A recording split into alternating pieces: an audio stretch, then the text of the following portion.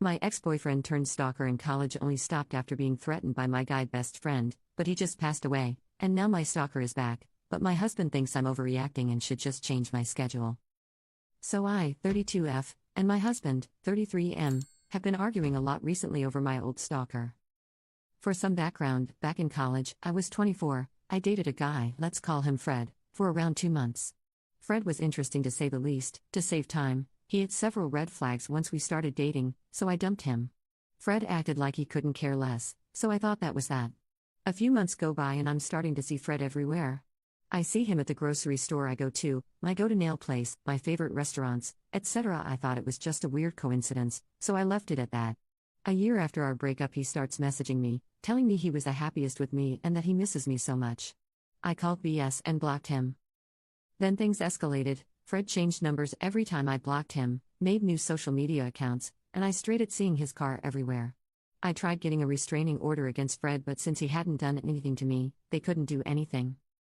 A few months later I was walking to my car at night. Fred coincidentally saw me walking alone and offered me a ride home. I said no, I had my own car and kept walking. Fred proceeded to get out of his car and tried pushing me to his car. I punched him and ran to my car. I drove away and luckily he didn't follow. I tried again to get a restraining order, but it was basically his word against mine. They gave me a temporary restraining order, but that's it.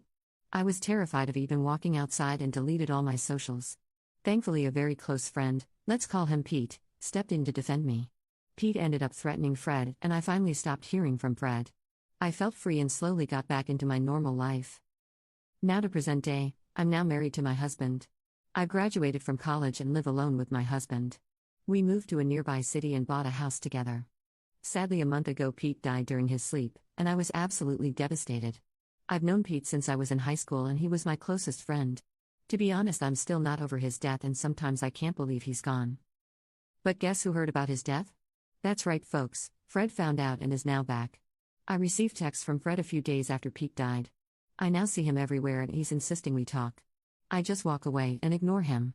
I've reported him but nothing has happened, so I deleted my socials again. Friends have been telling me Fred has been asking around about me. He's asked if I moved, what am I doing lately, if I have other social media accounts, etc. I'm honestly terrified. I've moved since I finished college, but somehow I see him at my gym, grocery store, park, etc. It honestly makes me believe he never stopped watching me and it's terrifying.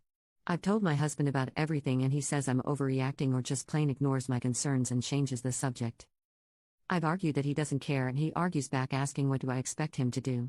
He says that Fred doesn't know where we live and that we'll just change gyms. My husband is telling me to just change my regular routine and stop going to certain places. He says it's no big deal and Fred is harmless. I'm like, Fred tried to force me into his car?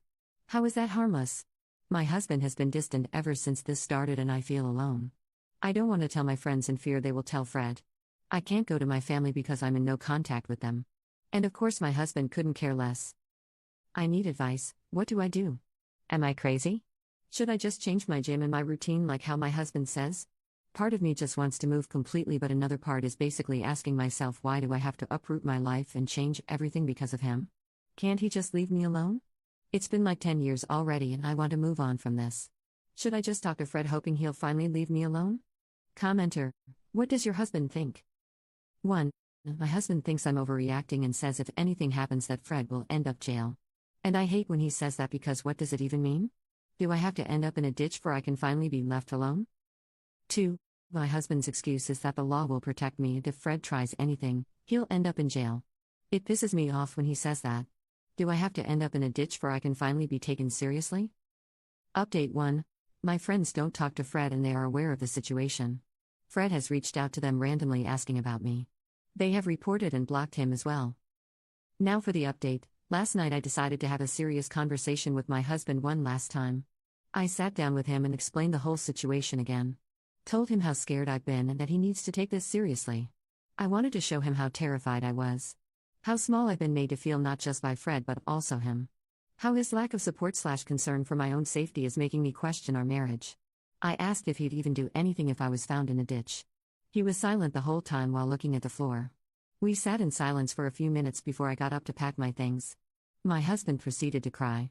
He apologized and said he'd make this right. He said he didn't want to overreact in fear of scaring me more. But when in reality it made me feel alone.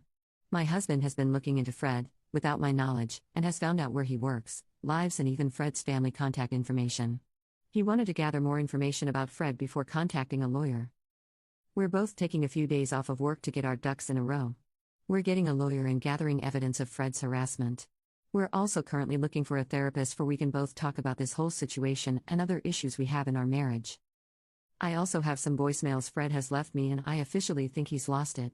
I have an Apple iPhone and you're able to see voicemails from blocked numbers. Some of the messages are of him saying straight up gibberish while others are as he's having a conversation with me. He says things like, "Oh yeah babe, I get off work late so tonight is a no-go," or "I'm off so you can come pick it up right now." No. Yeah. I don't know. I can't do this anymore, there's a lot of fashion in my life. It sounds like he's having a conversation but it's no one else, just him, and it's terrifying. My husband does feel bad and is trying his best to console me. He has apologized repeatedly for making me feel lonely and has been more supportive/open. Currently he's looking through my car to check if there's anything that might be giving my location to Fred. I'll keep you all updated if we find anything or if anything else happens. Thank you all for your advice and support. I posted another update, I think you can find it on my posts. Update 2. Wasn't sure if I should make an update but decided to anyways to maybe get some more advice. Thank you to everyone who gave me advice and encouragement. I finished listening to the book The Gift of Fear and it really opened my eyes to a lot. Now on to the update. After my husband didn't find anything in my car, I still felt something wrong, so I took people's advice and took my car to the mechanic. Told my mechanic about my situation and if he could take a look at my car. And to my horror, a couple days later, my mechanic found a small little cube that was placed hidden under my car. At first I really wanted to believe it was just part of my car or something. But my mechanic explained that it wasn't and it was deliberately hidden. The cube is really small and magnetic. I called my lawyer right then and told them everything. I got pictures of the GPS and where it was placed. I thanked the mechanic and drove to my lawyer's office. At this point I was shaking and wanted to cry. How long had the GPS been there? How long has Fred been following me without me knowing? Was he watching me at that moment?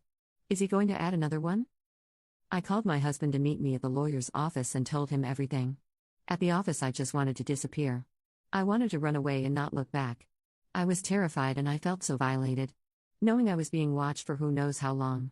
With everything we had gathered, my lawyer was able to get a temporary restraining that same day. We are currently going through the process of getting a restraining order where I'll have to go to court and see Fred again. My lawyer says the process can be long and draining, but it's something I do need to get for my own safety. I got a bit scared and had my husband's car also checked for anything. Thankfully nothing was found in his car. I started feeling watched at home, so I had my whole house turned upside down looking for anything maybe Fred had placed. Again, thankfully nothing was found. I've told neighbors about what we found and to keep an eye out for anyone suspicious. I've also started my safety training for handling a gun and shooting. And still trying to get my CCW, but it can be a long process. Thank you again for everyone who has given me advice, and I'll keep you updated if Creepy Fred tries anything.